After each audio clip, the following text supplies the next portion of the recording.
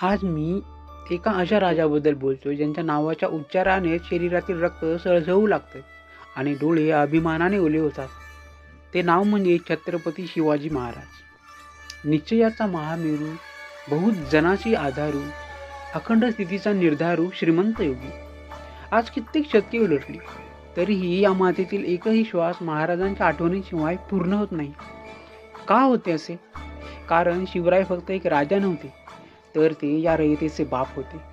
जरा डोळे मिटून विचार करा त्या काळोखाच्या दिवसाचा, जेव्हा आया बहिणींचे आबरू सुरक्षित नव्हते, जेव्हा मंदिराचे कळस पाडले जात होते आणि स्वराज्य हे फक्त एक स्वप्न होते.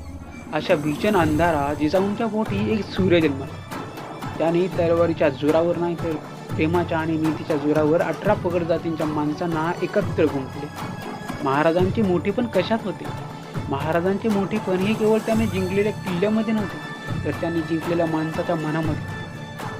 जेव्हा तानाजी मालुसरे आधी लगीन कोंडण्याचं म्हणत आपल्या मुलाचं लग्न बाजूला सारून प्राणांची आहुती देतो, जेव्हा बाजीप्रभू देशपांडे रक्ताच्या शेवटच्या थेंबापर्यंत पावनखिंड लढवतात, तेव्हा समजते की या राजाने आपल्या मावळ्यांना काय दिलं. त्यांना स्वतःचं स्वराज्य दिलं.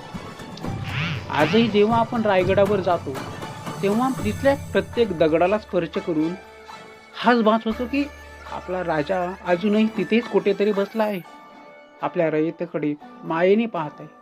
महाराज गेले तेव्हा केवळ सह्याद्रीच नाही तर या मातीतील प्रत्येक जीव रडला होता. कारण त्या दिवशी एका राजाचा मृत्यू झाला नव्हता, तर दलितांचा आधार हरपला होता.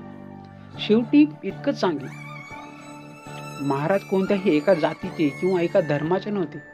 ते होते न्यायाचे, ते होते सत्याचे. आज आपल्याला गरज आहे ती केवळ महाराजांच्या जय जयकाराची नाही, तर त्यांचे विचार आचरणात आणण्याची. स्त्रियांचा आदर करणं, शेतकऱ्यांना साथ देणं, ही स्वराज्यावर निष्ठा ठेवणं हीच त्यांना खरी श्रद्धांजली ठरेल. जोपर्यंत सूर्यचंद्र राहतील तोपर्यंत या विश्वात एकच नाव गाजत राहील, छत्रपती शिवाजी महाराज.